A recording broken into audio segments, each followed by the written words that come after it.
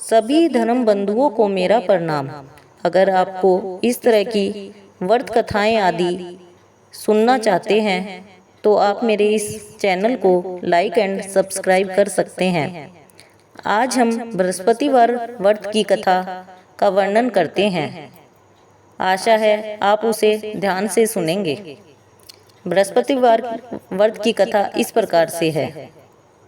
एक बार एक राजा था। वह बड़ा ही प्रतापी और दानी था। वह नित्य प्रतिदिन गरीबों की सहायता करता था, लेकिन उसकी रानी को यह बात अच्छी नहीं लगती थी। वह न ही किसी को एक दमड़ी दान में देती थी और राजा को भी ऐसा करने से मना किया करती थी।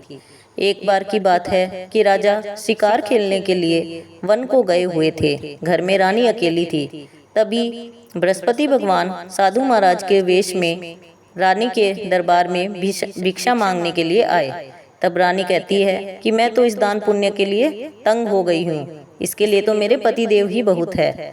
तब साधु महाराज ने आग्रह किया भिक्षा देने के लिए। तब रानी कहती है नहीं नहीं, बल्कि उसको ऐसे धन की भी आवश्यकता नहीं है जिसको रखने संभालने में भी सारा समय व्यतीत हो जाए, बल्कि कोई ऐसा उपाय बताए जिससे कि उसका समस्त धन संपत्ति नष्ट हो जाए। तब साधु महाराज ने कहा तथास्तु, और उन्होंने कहा कि तुम 7 बृहस्पतिवार तक घर को गोबर से लीपना, केसों को धोते हुए स्नान करना, राजा को बोलना हजामत बनवा कर आए और घर में मांस मदिरा पकाना। इस प्रकार से 7 बृहस्पतिवार करने से तुम्हारा समस्त धन संपत्ति नष्ट हो जाएगा। रानी ने बृहस्पति भगवान के रूप में आए हुए साधु महाराज के कहे अनुसार ही किया और उसका समस्त धन संपत्ति नष्ट हो गया।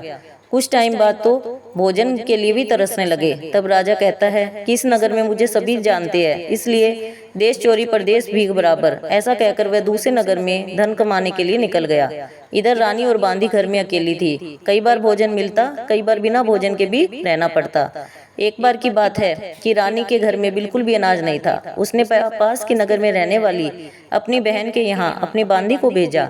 बांदी वहाँ गई और उस समय रानी की बहन बृहस्पतिवार की कथा सुन रही थी, इसलिए वह न उससे बोली। बांदी वापिस रानी से आकर कहती है, हे रानी, आपकी बहन तो बहुत ही घमंडी है। वह तो छोटे मनुष्यों से बात भी नहीं करती है। जैसे ही रानी की बहन को पता चला, वह दौड़ी दौड़ी आई और कहने लगी, हे बहन बोलो, आपकी दासी क्यों गई थी? तब रानी कहती है, हे बहन, तुझसे कोई बात छुपी नहीं है। हमारे घर में अनाज नहीं था, इसलिए तुम्हारे घर भेजा था 5 सेर भेजर मांगने के लिए। तो रानी की बहन बोली, बृहस्पति भगवान बड़े ही कृपालु है, देखो शायद तुम्हारे घर में ये अंदर अनाज रखा हो। बांदी अंदर देखने गई तो उसको एक घड़ा भेजर का भरा हुआ मिल गया। अब रानी की बहन बोली, हे बहन, क्यों ना आप भी बृहस्पतिवार का व्रत करो, जिससे कि आपका घर भी सुख संपत्ति और धन धान्य से परिपूर्ण हो जाएगा। तब वह कहती है, हे बहन, मुझे तो इसकी कुछ भी विधि पता नहीं है। तब रानी की बहन ने उसको सारी बृहस्पतिवार की विधि बताई और उसके कहे अनुसार दोनों रानी बांदी ने व्रत करना प्रारंभ कर दिया। दोनों ने सुबह उठकर कथा और पूजा संपूर्ण की, लेकिन दोपहर के समय में पीला भोजन कहाँ से आवे। तभी बृहस्पति भगवान साधु के रूप में आकर 2 थालों में सुंदर भोजन पीला लेकर आए और दासी को लेकर कहने लगे कि ये भोजन तुम्हारा और रानी के लिए है और तुम दोनों ही करना। और दोनों ने भोजन किया। इस प्रकार से दोनों बहुत ही श्रद्धा पूर्वक व्रत करने लगी, जिसके प्रभाव से रानी और बांदी के पास पहले से अधिक धन हो गया। रानी फिर से आलस्य करने लगी।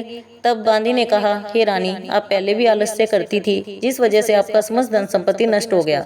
अगर हमें बृहस्पति भगवान की कृपा से धन्य प्राप्त हुआ है तो इसको शुभ कार्यों में खर्च करो, प्याऊ लगवाओ, धर्मशालाएं बनवाए, कुंवारी कन्याओं का विवाह करवाओ। इस तरह से धन को शुभ कार्यों में खर्च करो, जिससे कि लोक परलोक सार्थक हो और यश की प्राप्ति हो, पितृ प्रसन्न हो। और रानी ने ऐसे कार्य करने शुरू कर दिए। उधर जो राजा था वह बड़ा ही दुखी था। वह जंगल में लकड़ी काट कर लाता और शहर में बेचता था। इस तरह से वह गुजर बसर कर रहा था। एक दिन वह पेड़ के नीचे बैठा अपने पुराने दिनों को याद कर रहा था। तभी वहां पर बृहस्पति भगवान साधु के रूप में प्रकट हुए और कहने लगे, हे राजा, हे लकड़हारे, किस चिंता में बैठा है? तब लकड़हारा कहता है, हे महात्मन, आप तो सब कुछ जानने वाले हो। और उसने अपनी सारी कथा बताई। तब साधु महाराज ने कहा, आप किसी बात की चिंता मत करो, बृहस्पति भगवान के नाराज होने से आपके साथ यह सब हुआ है। अब आप बृहस्पति भगवान का व्रत करो, पूजन करो, आपके सभी दुख क्लेश दूर हो जाएंगे। राजा ने कहा, हे महात्मन, मुझे लकड़ी बेचकर इतना पैसा नहीं मिलता कि भोजन के उपरांत कुछ भी मैं बचा सकूं, और न ही मुझे इसकी कुछ भी कथा विधि पता है। तब साधु महाराज ने कहा, इस बार जब आप लकड़ी बेचकर जाओगे तो उसे में आपको रोज से दुगुना धन प्राप्त होगा, जिससे भली भांति भोजन भी कर लोगे और व्रत का सामान भी आ जाएगा। और बृहस्पतिवार की कथा इस प्रकार से है। एक बार एक नगर में ब्राह्मण रहता था। उस ब्राह्मण के घर में कन्या रूपी रत्न पैदा हुई, जो कि पिता के घर में बड़ी होने लगी। वह कन्या प्रतिदिन स्नान करके विष्णु भगवान का जाप करती थी, पाठशाला जाती और मुट्ठी में जौ भर कर ले जाती थी। पाठशाला के मार्ग में बिखेरती जाती, वापस लौटती तो वो जौ उसको स्वर्ण के हुए मिलते, जिसे लाकर वो घर में बीनकर साफ कर लेती थी। एक दिन वह जौ को फटक कर साफ कर रही थी तो पिता ने कहा, हे बेटा, सोने के जौ को फटकने के लिए तो सोने का ही सूप होना चाहिए। अगले दिन बृहस्पतिवार था। उस कन्या ने विष्णु भगवान से प्रार्थना की, हे भगवान, अगर मैंने आपकी पूजा सच्चे मन हृदय से की हो तो मेरे लिए सोने का सूप दे दो। और उसको रास्ते में सोना का सूप पड़ा हुआ मिला। उसने सोने के जौ को सोने के सूप में फटकना शुरू कर दिया। तभी वहां से एक राजकुमार होकर निकला। उस कन्या के रूप और कार्य को देखकर वह मोहित हो गया। घर जाके जल अन्न कुछ भी ग्रहण नहीं किया।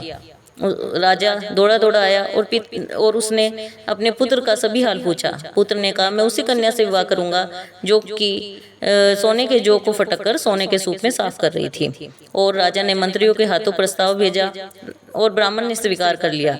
इस प्रकार धूमधाम से उस कन्या का विवाह राजकुमार के साथ हो गया। लेकिन कन्या के घर से जाते ही पहले की तरह दरिद्रता का निवास हो गया।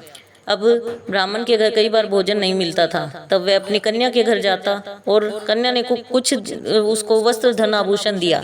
कुछ दिन तो अच्छे से गुजर बसर हो गई, फिर वही हाल हो गया। ब्राह्मण फिर अपनी कन्या के घर गया। कन्या कहने लगी, हे पिताजी, आप माता को यहाँ लिवा लाओ, मैं उन्हें वह व्रत विधि बतला दूंगी, जिससे कि आपका घर भी धन धान से परिपूर्ण हो जाएगा।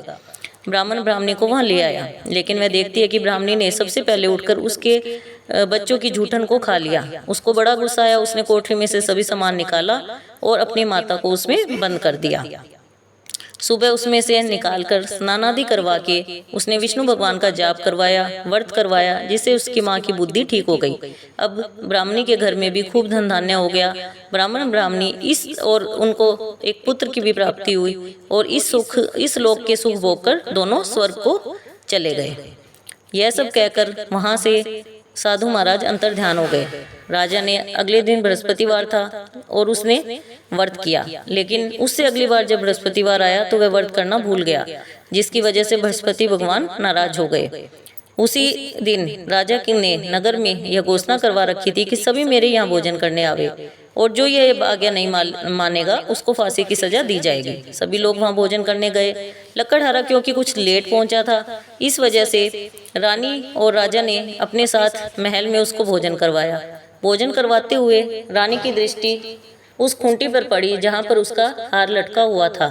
वहां पर हार न पाकर उसने निश्चय किया कि अवश्य ही इस लकड़हारे ने मेरा हार चुरा लिया है और उसको दंड देने को कहा। राजा ने उसको कारावास में डाल दिया। इधर रानी दुखी थी, न जाने राजा किस हाल में हो गए, और राजा भी जेल खाने में दुखी था। तभी वहां पर बृहस्पति भगवान प्रकट हुए और बोले, तूने बृहस्पतिवार का व्रत करना भूल गया, जिसकी वजह से तुझे यह दुख प्राप्त हुआ है। अब तू किसी बात की चिंता मत कर, तुझे जेल खाने के दरवाजे पे 4 पैसे पड़े मिलेंगे, जिससे तू बृहस्पतिवार का व्रत करना। और देख, तेरी स्त्री ने भी बृहस्पतिवार का व्रत करना प्रारंभ कर दिया है। और राजा के स्वप्न में आकर बृहस्पति भगवान ने कहा कि हे राजा, तूने जिस लकड़हारे को जेल खाने में डाला हुआ है वह तो राजा है और तेरी रानी का हार उसी खूंटी पर लटका हुआ है। अगर तूने राजा को कैद से मुक्त नहीं किया तो मैं समस्त तेरे नगर में को नष्ट कर दूंगा।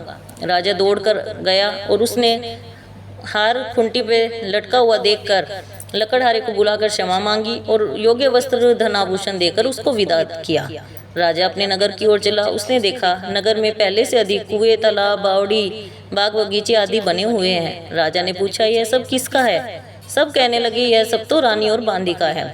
राजा को बड़ा गुस्सा आया। उसने तलवार निकाली और रानी से पूछा, यह सब धन तुम्हें कैसे प्राप्त हुआ?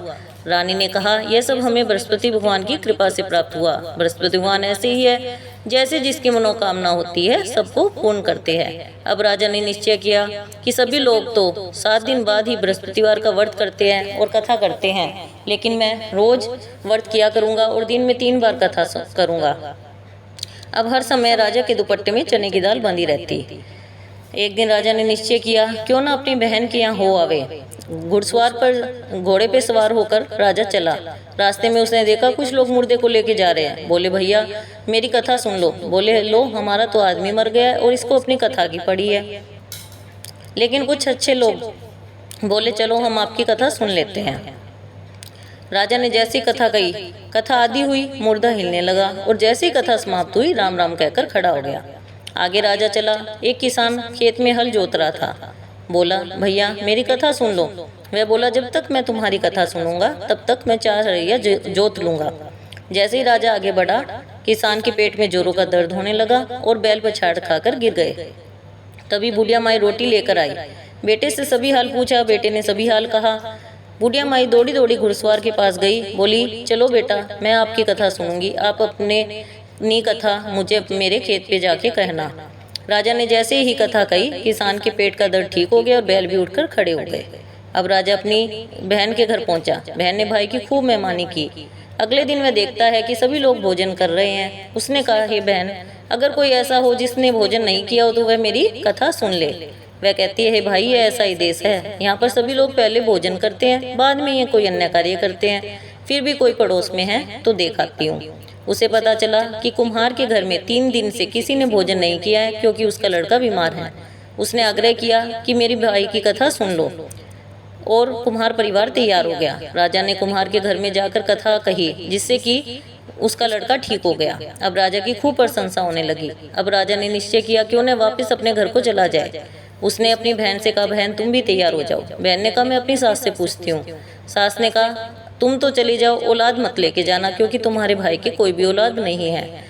बहन ने अपने भाई से कहा, भाई मैं चलूंगी, लेकिन कोई औलाद नहीं जाएगी। तब राजा को बड़ा ही गुस्सा आया और बड़ा ही मन में संताप हुआ।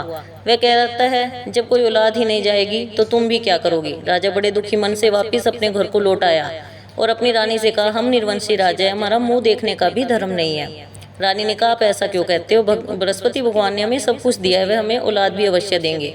तभी राजा के स्वप्न में आकर बृहस्पति भगवान ने कहा, राजा उठ, सभी सोच त्याग दे, तेरी रानी गर्भ से है। 9वें महीने एक बहुत ही सुंदर पुत्र रत्न रानी के गर्भ से उत्पन्न हुआ। अब राजा ने अपनी पत्नी से कहा, जब मेरी बहन आवे तो तुम उनको कुछ भी मत कहना, कोई ताना मत देना। सुनकर रानी ने हाँ कर दी। लेकिन जब उसकी ननद बधाई लेकर आई तो रानी कहने लगी, घोड़ा चढ़ी तो नहीं आई हो, गधा चढ़ी आई हो। तब उसकी ननद कहने लगी, हे भाभी, अगर मैं ऐसा ना कहती तो आपको औलाद कैसे मिलती। बृहस्पति भगवान ऐसे ही हैं, जैसी जिसकी मनोकामना होती है उसको पूर्ण करते हैं। इसलिए मन से बृहस्पति भगवान का श्रद्धा पूर्वक जयकारा बोलना चाहिए। बोलिए श्री बृहस्पति भगवान की जय। बोलिए श्री विष्णु भगवान की जय। हे बृहस्पति भगवान, जैसे आपने सभी की मनोकामना पूर्ण की, राजा रानी की मनोकामना पूर्ण की, वैसे ही सभी की करना, सुनने, पढ़ने, सुनाने वाले सभी की करना। जय हो।